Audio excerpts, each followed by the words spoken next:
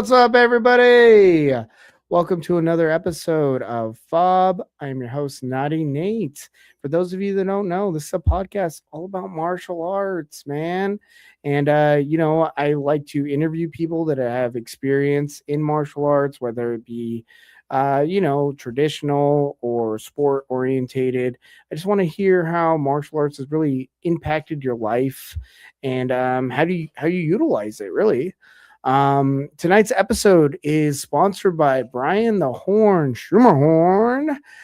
He's been an ongoing sponsor of us now for what 2 months. And man, I couldn't be more thankful. It really does help keep the podcast going. I highly appreciate it. Brian's going to be competing at the ADCC Open in Austin, Texas on November 9th.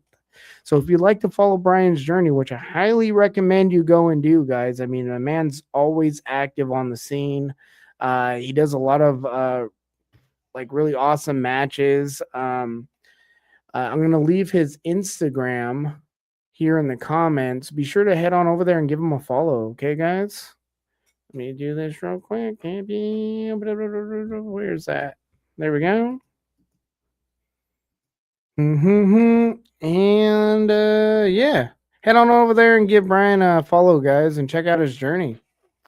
Also, if you'd like to become a sponsor on F.A.W.B, shoot me a text, guys. I mean, we're always here to help promote what your journey is doing. You know, like I said, whether it's in competition or if you have a business out there and you're like, we can help kind of get the name out. Reach out to me. I'd be happy to talk with you. Tonight's episode is freaking awesome, guys. I was able to land the 145 Scrapyard MMA champ, Nick Pifer. What's up, brother? Naughty Nate, what's up, brother?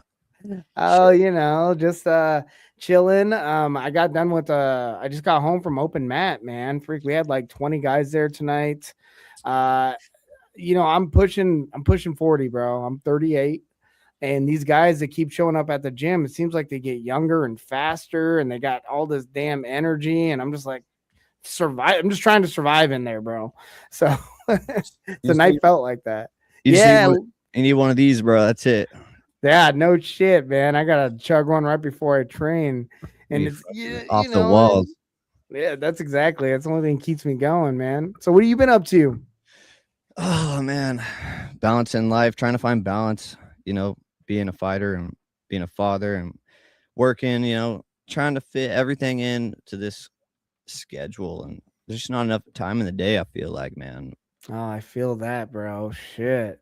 Yeah, finding that perfect balance is so rare. And it, like you said, that in itself is like a job, and things are always popping up. That's what I always tell my guys too. Like it's not about just showing up and performing. Like everything has to kind of fall in place for you to kind of really be successful in this sport. You got to have the right support around you. You got to be able to have the right finances. You can't let birthdays get in the way. And that's super hard when, like you said, you're a father, right? So your kids come first. And sometimes you got to make those hard sacrifices in order to really pursue your dreams, and that can be really difficult to do, man. Have you had to come across anything in your career so far that you've had to be like, dang, man, I really gotta sacrifice this activity to go train or something? Dude, my job was trying to work me to death. Like I didn't have any time to train or nothing, and I just had to put a restriction on my schedule so I could get like at least three or 4 days of training in. And, once that got approved, dude, my life got a lot better. I could train. I'm working enough, but not too much. It's good. It's good, man. Being able to train a few days a week at least. Shoot. Heck yeah. No, I love hearing that, man. And that to me tells me a lot right there, because you're making this not just something like an activity you do. You're making this a lifestyle. Like that's right. I tried to do the same thing where everything in my life revolves around this activity, so I got to schedule like social events, doctor's appointments, work, whatever. It all scheduled around my training. because I know that that needs to be, you know, the top tier in order for me to be able to go out there and perform the way that I need to be able to perform or feel like I need to be able to perform. That's right. Hell yeah. So, Yo, uh, can I get into a little bit of your origin story, bro? Like every fighter has one. I want to hear yours. What got you into martial arts and what made you want to, you know, pursue the combat sport life? And yeah, tell us that. yeah, I guess it all started out back in Indiana when I was like 5 years old. I had a couple. Well, I still have older brothers, but my older brothers, you know, they were wild. So I was always getting hurt and shit. And then they started watching the UFC, and I started watching the UFC too, and really thought it was some cool shit. And for some reason, in the back of my head, I always thought, I think I'd be a good fighter. And I didn't want to do fighting. I was talking about this in my fight at the end because I didn't want to break my nose, right? But I got my Mm-hmm. nose broken. So I was like, fuck it, dude. My nose is broken. Let's fight now. If I gets broken again, whatever. Mm-hmm. But I didn't have any plans on actually going for it. But my friend Cody Sheldon, he was like, dude, there's this thing called Street Beef Scrapyard. I just did a fight there. I think you'd be really good at it. And me and him both went there in October of 2023. That's when I fought the Jewish Hammer and got that first knockout, dude. Oof. That was good, man. Yeah, That was awesome. And he's a tough opponent too. dude, he was kicking my ass. I was taking kicks to the head. He was lighting me up with his fist. Shit, and I was in the last few seconds of the fight too, so I really needed that knockout. Mhm. Man, that was crazy. What was kind of like going through your head, you know, showing up at the yard, kind of finally being at the event, signing up for a match? Like what were you thinking that pre-match? I feel like the pre-match anticipation is always the worst. Yeah, actually, I feel like the time leading up to the fight is actually harder than the actual fight itself because whether it's months or weeks, you have all this stress building up inside of you and you have to handle it somehow. And like you're at the scrapyard and you're about to be in the cage and you're like thinking of all the worst possibilities and your mind's trying to psych you out and you're trying to keep it together, and tell yourself you're going to come out on top and just deny all those negative thoughts in your head and just step in there and believe in yourself, man, really. Mhm. But yeah, Is there anything that's that helps you? Like, do you listen to music, or is there like any kind of like place you go to in your head, like your happy place? You ever see that movie Happy Gilmore, where you kind of oh like yeah, go to oh yeah. his happy place? Do you have anything like that going on, or are you just sitting there being like, okay, I'm another second closer. It's gonna be okay. It's gonna be okay. There are certain songs that put me in a certain mindset, but in the last few fights, I haven't been listening to music. I've just been going in there, with as calm as I can be, stoic as possible. But what really helps me in there is thinking about, everybody who's ever done anything for me, like my parents or my friends, my family. I just go in there thinking about them and how I can give back to them. And, when I'm fighting, I feel like that's how somehow someday that's how I'm going to do it. And I don't know. I just want to make my Yeah. family proud, dude. Just hold it down for my family. Mhm. Shit. And martial arts, I mean, it's a great way to express yourself. I mean, we're talking about that earlier, man. I mean, I always feel like martial arts is one of these activities where it's there's a lot of truth in it. It's hard for you to lie when you're out there, you know. So it's body art, it's self expression. You're showing who you are. You're showing your heart, your determination, you know, that will you have, because there are certain times in every match where you're like, hey, I can just quit right now. Like you get hit hard, you find yourself in a bad position where the guy's like pressuring you, or you find yourself the guy has your back or something. I mean, any of those moments happening in a match, you can quit. So what kind of goes through your head at that point where you're like, bro, I'm not gonna do that. I'm gonna keep going. What pushes you forward? All right. I'll start off in my first fight with the Jewish Hammer. The first round, man, he did like a feint, and then I dropped my hand and he kicked me right in the head. Just ate a clean kick. And right there, dude, it was the first time I ever really been rocked. And I felt like I astral projected through the fucking universe, bro, and then back into my body. and I had this blind spot in my left eye, and my head was just ringing. Oh, I knew I could quit, you know, but I don't know. There's something in me didn't care about the pain or anything. I just wanted to keep going and just not quit. There's just something that, yeah, I just can't quit, dude. I don't know what it Mhm. is. Just this hunger to win. I don't know. I can't lose, dude. Yeah, Can't it accept. might be that younger brother thing, man. You might need to contribute, tribute your older brothers for kind of beating that into you to where you're like, hey, man, I've been through a beating before. I can handle this shit. Oh yeah, yeah, definitely. Yeah, I just can't accept defeat, bro. I think that would hurt more than being kicked in the head. Like, yeah, it hurts in the moment, but what hurts more in the long run is taking that L. And I just, as long as I'm still breathing, bro, I'm gonna be fighting you. So you gotta kill me if you want to. You gotta really put me out. You're gonna have to Shit. kill me. Spoken like a true blue belt, bro. I love that. Yeah, and that's one of the things too. How do you think your jujitsu? Do you feel like that gives you the advantage at the yard? Because Oh, definitely. at the scrap, you're traditionally trained. I mean, you actually go to a gym, Impact Jiu-Jitsu. They're very well known, and they're a fantastic gym right there out of Hillsboro. How has the jujitsu helped you in your matches?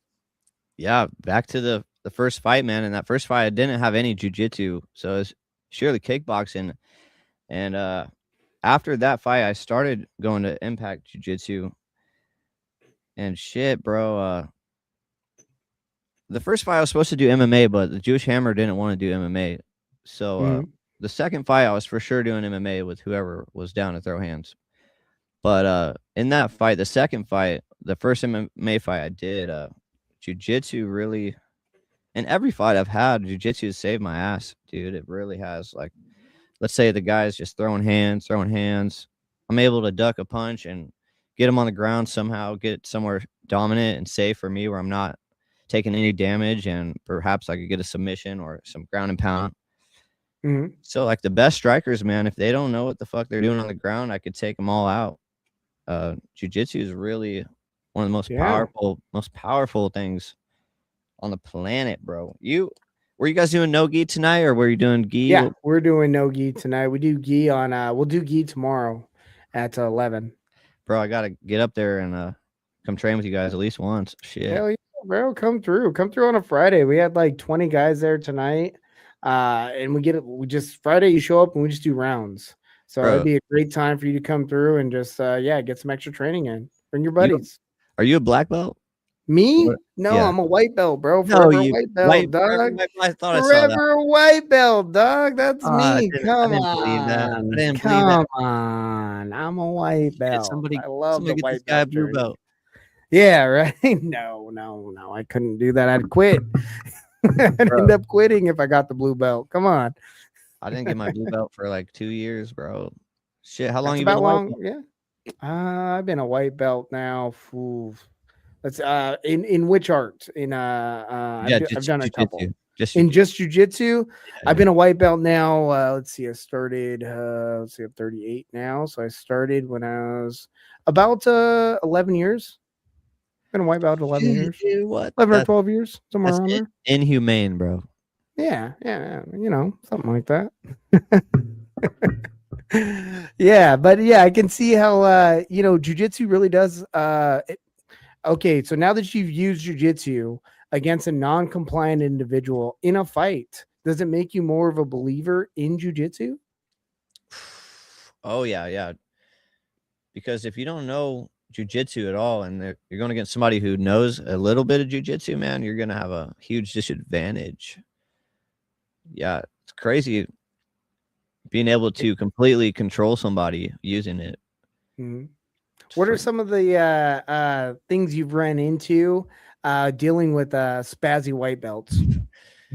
Yeah, all these fucking young spazzy motherfuckers, dude. White belts, they're squirmy as fuck, and their heart rates are so damn high, dude. Right, at least 150 the whole round. You know it. Dude, yeah, and I'm 32 now, so like I'm trying to like not fucking go that hard. When you go like that, you gas out. You start to gas out, bro. And I learned early not to fucking be spazzy like that because I get too tired if I act like that. So shit, it can be a problem, but eventually, if there was more time, you know, it would be an advantage for me to let them act like that. But the scrapyard is only 2 minute round, so sometimes you know I'll be in where I want to be, and then the bell will ring, and I'll be like, "Fuck." Oh yeah. I mean, that is one of the problems with jujitsu. Sometimes you do need some time to work yourself into positions, you know, especially when you're dealing with guys in no gi. You know, you have a lot positioning becomes more important.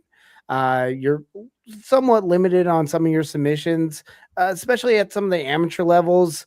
Just because you can't do any real leg locks, we don't allow any twisting either, so that kind of limits some of the Yeah, that's good. Nobody, submissions at the yard. Yeah, you don't want to yeah. blow anybody's knees out. That's for damn sure. That shit's crazy. Exactly. Yeah, I agree with you, especially when we're out there just kind of, trying to build people up and it's an entry level to, Yeah, yeah. bigger things down the road. We all got But jobs, a life you've to been go back. making quite the name for yourself at the scrapyard, going 6-0 now with a flawless record, bro. That's Thank you, super thank you. impressive. But let's talk about the title fight, man. Tell us about the night you won the 145 championship belt. What was going through your head when you got, offered the match? And then how did you feel when you won it? We going back to the Punisher for this one? Yes, Like when sir. I That's the originally one. became the all right, yeah.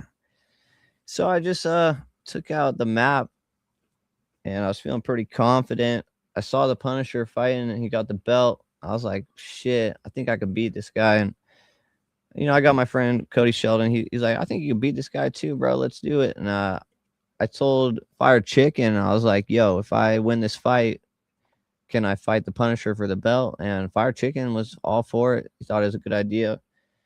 Shoot. Went through camp for that. And yeah, me and Cody went up there with my friend Steven. We got an Airbnb in Tacoma. Dude, that was sick. Had Hmm. some sizzling fajitas the night before, dude. People Oh, are you like had fajitas the night before? people are like cutting weight and shit, and I'm like eating a whole fat ass meal, and I wake up the next day and I still weigh underweight, dude. And I was like 142 for a 145-pound fight.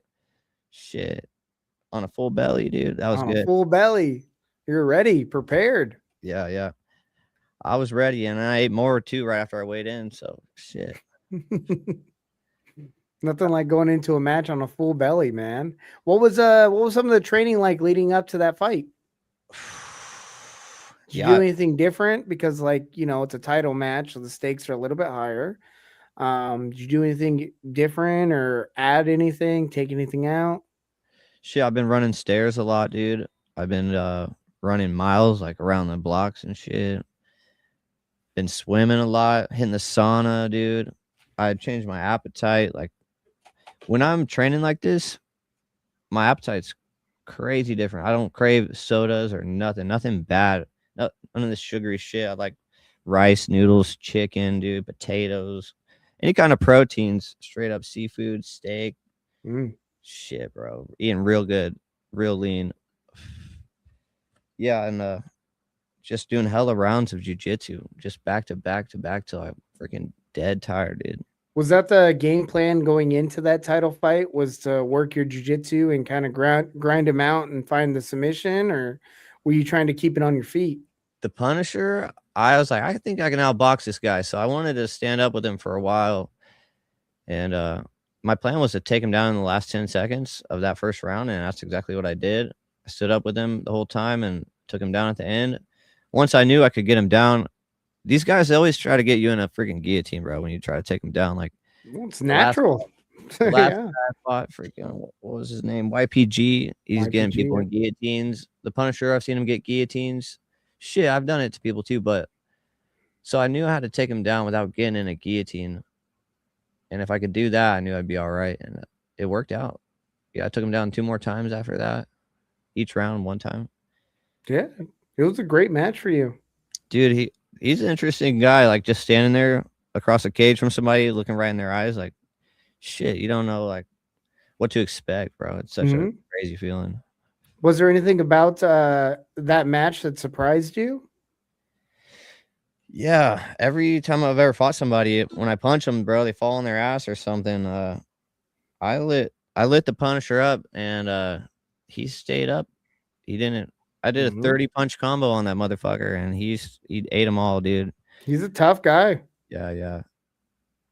I actually ended up breaking my pinky on his thick fucking skull, dude. He's got a hard head. Shit. What's that Canadian, man? He's just a Yeah. tough Canadian woodsman, bro. And he's redheaded too, so he has that fire in him for sure. I've trained with the Punisher a couple times. I was actually surprised and impressed with his stand-up ability. You know, especially his boxing. He has pretty decent hands for the amount of time that he's been training. Yeah. So yeah, I always find that he surprises a lot of people with that. He's a lot stronger than he looks too. Yeah, I think he's pretty brave too. That's one thing you got to have is a sense of bravery. Mm-hmm. Just this belief in yourself. That's the most intimidating thing I think anybody can have. You could be like you don't even have to be the biggest guy or nothing, but if you have that belief that you're gonna win, that's just an intimidating force. Yeah, it is 100%. Confidence is key, especially in this game, man. How do you maintain your confidence now that you're the champion? You're currently 6-0. You have a target on your back. How are you? Does that kind of change how you prepare for things, or how are you dealing with that? Yeah, when we first started at the Scrapyard, you don't get to pick who you fight. They just match you up with somebody who's there and willing to fight you. But now that I'm the champ, I kind of like have my eyes on people, or people got their eyes on me, and we come to an agreement. We know beforehand, we set it up. It's fucking dope, building that anticipation up to these fights. Such a crazy feeling. I don't know how to describe it, man. Yeah, I would say it's that if you're pre-matched, it's like the fights on your mind every single day leading up to that match, right? It's like Every everything second. you do once you know who your opponent is affects that match, and it's like it. At least that was my experience too, because sometimes you get matched and you have like 3 months. So for 3 months, I'm thinking about this guy. I'm thinking about that night. If I don't want to get up and go for a run, that guy's on my mind. If I freaking step outside my diet or some shit, I'm like, oh, well, I wonder if he did. Like everything you do will affect the outcome of that match. So I think having a pre-match just keeps it at the forefront. But also being matched at the event, since you don't know who you're going to get, it kind of makes it to where you have to be prepared for anything. Yeah, So that's a that's scary something feeling. too. Yeah, yeah. And I don't know if a lot of people think of it like that, or if they're thinking like, hey, because you never know what people's goals are, and some people just want to go and do this for the excitement of it. Maybe they're not looking to make a career out of it, but they just want to have fun with it. So they're just like, hey, whatever happens on the day I show up is what happens. And then you get some guys that are really hungry and they're prepared for everything. And we've seen them come through the yard too. And man, when they get matched up with the wrong guy, it's scary sometimes. Yeah, dude. Some guy coming in there to kill you, and then you're just in there just having fun. Like, oh shit. Yeah, that's the fight game, man. And you'll find that at any organization, man, Straight especially at up. the amateur level. Guys want to dip their toes in and kind of see where they're at, and all of a sudden you get matched with a dude that's like, "Hey, I'm not checking. Like this is It's what my I'm going to life, right? do." Yeah. Shit. Exactly. This is work. This is Mhm. business. Shit. That's it. It's How are legacy, you dude. how are you viewing this? What's your future goals looking like for your MMA career, your combat sports career? So after that last win, I said to myself, if I win this fight, I'm gonna start my amateur, career at the FCFF here at the Roseland Theater in Portland. Great So event. It's a big event. yeah, man, Rumble at the Roseland. I think that's my next fight, dude. I I'm fought gonna, there a couple times. Awesome. yeah, bro, that's where I'm headed right now, and Shout out Kevin Keeney, man. Shout out Chell Sonnen. They're the ones that run that shit. hell yeah, That's dude. awesome. Yeah, That's that's one of the biggest amateur events in Portland or in Oregon, actually. So I think that's a great entry for you to get in there and really see where you're at. I was figuring like if I lost that fight, it's a sign. If I win it or if I lose it, they're both a sign. if I win, maybe I have something here. Maybe I should go for it and keep fighting. If I lose, maybe I shouldn't, because if I can't beat this guy, shit, how could I beat anybody in an amateur fight, But I got the green light from God, bro, and I'm gonna go for it. Mhm. We're gonna throw hands at the Roseland, dog. Mhm.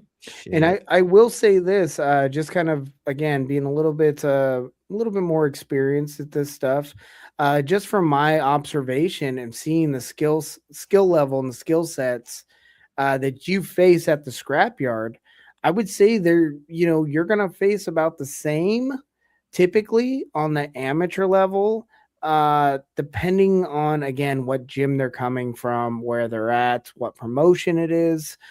Typically with FCFF, you're going to probably be dealing with some guys from ATT, and they don't allow their guys to really compete until they're like 2 years in. So generally, when they have guys coming out, they have like 2 years of training underneath them. They're already like close to their blue belt, and they've been in rounds and sparring and all that stuff. So that's kind of like some of the differ that you're going to get compared to the scrapyard. Like you said, you may get some guy that just wants to check it out. At FCFF, you're going to get guys that are coming from gyms that are training. So the level is a little bit higher, but the experience level, like the actual in cage and fighting, you guys are right there. And I will say that actually is a big factor because in training, you can only emulate a match. Things are happening a lot faster in the match. There's adrenaline going, the crowd factor. You don't know how they're going to handle things underneath the lights and with all that pressure. And fights are chaotic, like anything can happen, bro. So Yeah. I would say keep that confidence high. I definitely think you can make a run on the amateur scene, especially with you, being as consistent as you are in your training. Definitely, man. I'm excited to see where this takes me. Shit, I might have something here, If not, that's cool. At least I'm gonna try, You never know unless you try. Shit. Amen to that. That's it right there, brother. What's a little lighter question? What's your favorite submission? What's your go-to? My favorite submission, go to. Ooh, I've been getting people with the Peruvian necktie, dude. That one, they always try to shoot That's in a on me, crazy submission, bro. sprawl out on them, and then you got the head and arm and throw your legs over the back and the neck. Bam, right there. First There time I you ever tapped go. a black belt was with that one. Yeah, he probably I was like, wasn't expecting it. shit. Yeah. That guy always taps me every round. Freaking, I get tapped 2 or 3 times, and took me a couple years, like a year and a half, maybe 2 years, and finally freaking tapped him with that. It was good. Shout out to Mhm. Rob. Shit. Yeah, call him out too. Black belt Rob, bro. Got it. Didn't forget. That's a blue belt right there too, man. I Yeah. remember every black belt I tap out. Isn't it crazy? Just when you're rolling with people way better than you, you're just absorbing information, dude. You're just Mm. learning and growing. Even when you're failing, even when you're losing, something about jujitsu, you're just constantly growing and getting better. As long as you're really into it and Oh yeah. being consistent, the growth you see it just like that, bro, in a Yeah. matter of Well, no time. I like to tell like new people that jujitsu is a lot about spacing and leveraging. Now, right now, those are words to you, but as you continue on with this journey, you start to get like those words have meaning. There's a feel you develop. You know when you have the leverage point. You know when you have a submission when it's locked in. So I think as you're learning, like mentally, you're learning. Your body's also learning, and when your body starts reacting to, and you're starting to see things in the fray of the fight, then you get excited. You're like, oh shit, I'm actually able to set things up, and it starts to become like a nice chess game. And I think that's where like a lot of the excitement comes from when you're actually able to see that. First day, first 3 months, it's all about surviving. It's just like shit. I just need to be able to breathe, For right? But when sure. you get past that and you get a little bit of vision in the fray, then you're like, okay, I see it now. This is fun. I really get it. Yeah, you're able to fight off that fatigue and lock in a submission or something. You start being more offensive. Yeah. Feels great, doesn't it? Oh yeah, man. Yeah, especially like you said, if you can line up a submission, and you know, it's like 2 or 3 moves ahead of the individual, and he just like walks that path, and you're like, yes, keep going. Then boom, you just sink it in without having to do any kind of hard finish or anything. He just like gave it to you. I think that that's like about as beautiful as like setting up you know, a clean strike or a head kick or something. Like sometimes those things are you know, they come out of nowhere, but when you see like an actual artist be able to, you know, set that up and land it perfectly, like it's a beautiful thing to see. Hey, Nate, I just got a notification on my computer, bro. It's about to die if I don't plug it in. So let me get a cord and Dun, plug it in. dun, Put me on dun. pause or something for a minute. Yeah, yeah, you're good, I'll bro. be right back. I just got to go find a cord. Yeah, you're good. All right. All right, BRB. man. BRB right now with Piper. He's gonna go find a cord for his computer real quick. We're gonna pull him on. At this point, guys, midway through the show, want to do a special shout out to. Let me get down here to my shout outs. Well, August 22nd, guys. I'll be at the Illinois Casino for the WFC event. I'll be cornering Damian Miller and his MMA debut. He'll be competing at 145. I believe it's going to be like the first match, something like that. So get your tickets now and get there early, and maybe we'll be able to, you know, chalk it up before the event. I'll also Shit, be bro. there to support Isaac Alobo Gill. He'll be competing in his first ever championship match. So there's a title on the line there. So that's going to be a banger. Isaac, he's been on a roll lately. The kid is a freaking beast. I mean, really excited to see him compete on August 22nd as well. Also, what's happening on that date is the Scrapyard. They're going to be having their next event. So, in order to see that, guys, you're going to need to get the stream, the live stream that's available on the Scrapyard YouTube channel for only $4.99. Guys, it's five freaking bucks. You're going to get access to roughly at least on a conservative like estimate here, 25 matches, like 25 matches easily. Last event they had over 50. So yeah, guys, we're seeing so many people come out, and these events are so awesome. So make sure you head on over to the Scrapyard YouTube channel and purchase the stream live in order to see the next events. And we got the Piper back. What's going on, bro? Hey, you're gonna have to hit your mute button because you're muted right now. I'm gonna unmute your mic. Yeah, there you go. Perfect. Yeah. We back There in we this go. bitch. Back here, back again, back again. Bro, so Well, a lot of this podcast talked about my career here at the Scrapyard, but I want to hear about your journey, bro.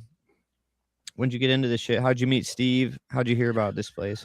oh well. So I think this past event was the third year that we've been associated with the Scrapyard.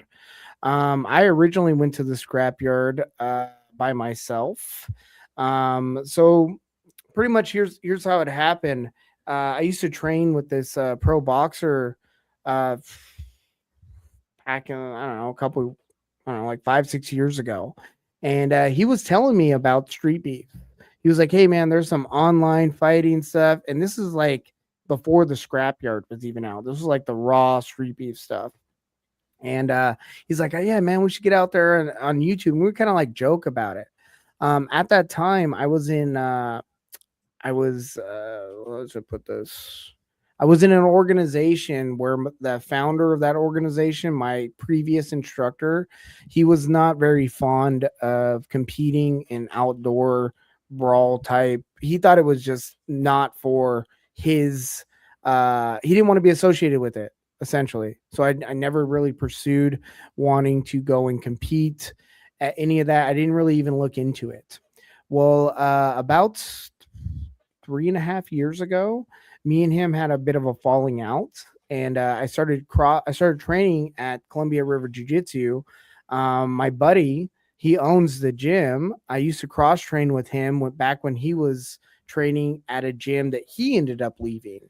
So he started up a gym I started training with them. He's like, hey, man, I need a striking coach. And I've been training martial arts for 28 years, primarily in striking. Like I said, I started Brazilian Jiu Jitsu about 11 years ago. He's like, yeah, I would like you to come on. I've already trained with them before. I was at my previous organization, I was already an instructor as well. So it was kind of like an easy transition to me start helping Columbia River Jiu Jitsu with their striking program. Well, both me and him, we don't have a whole lot of notoriety.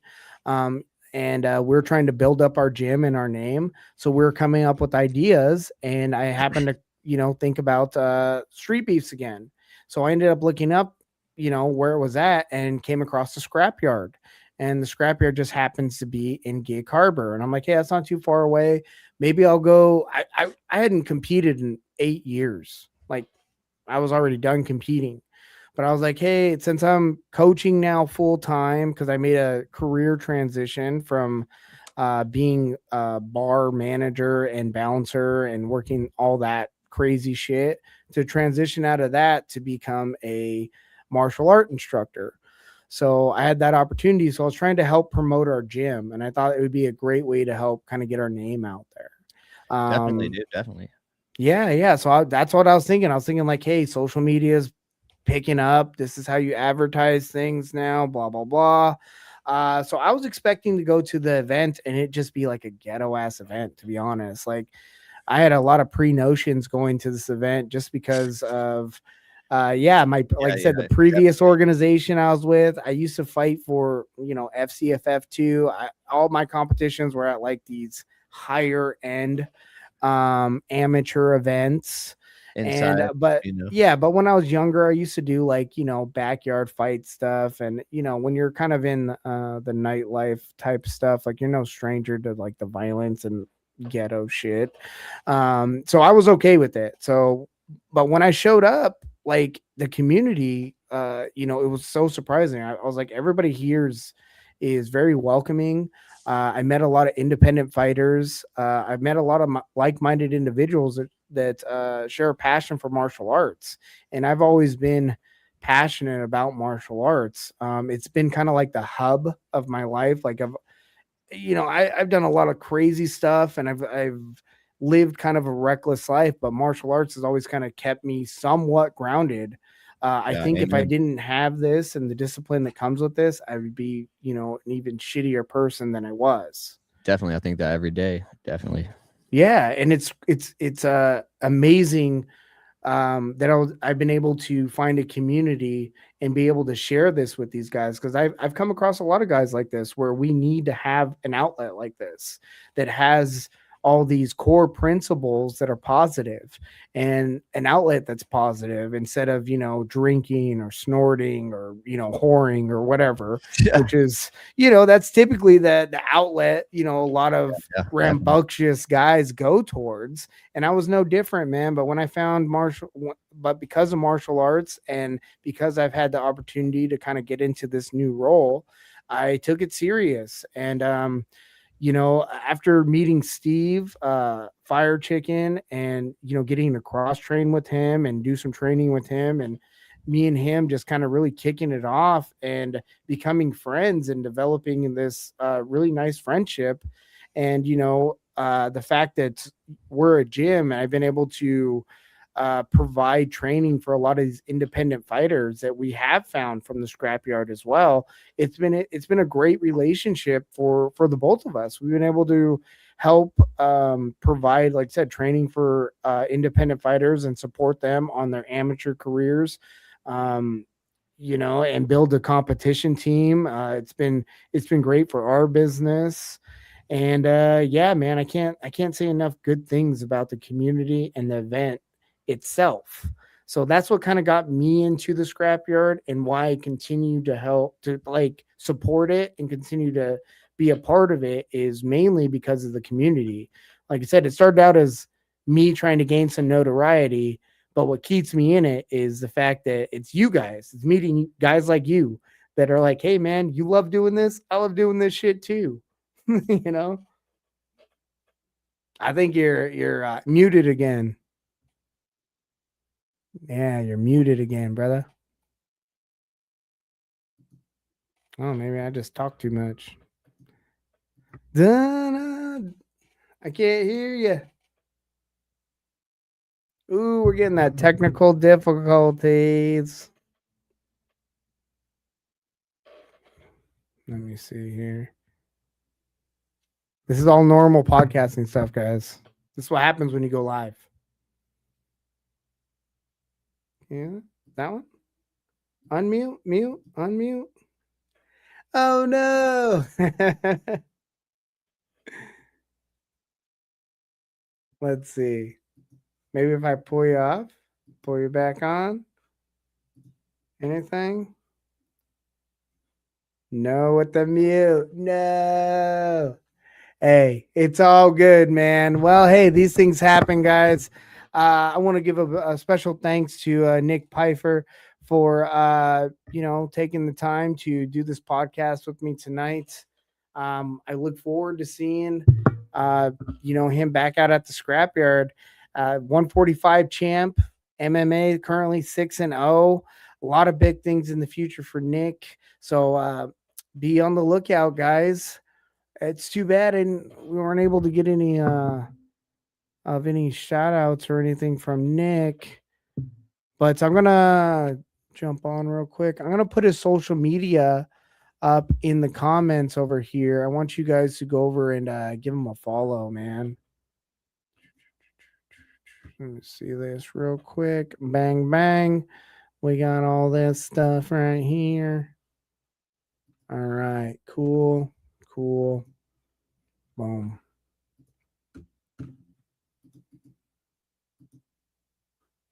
All right.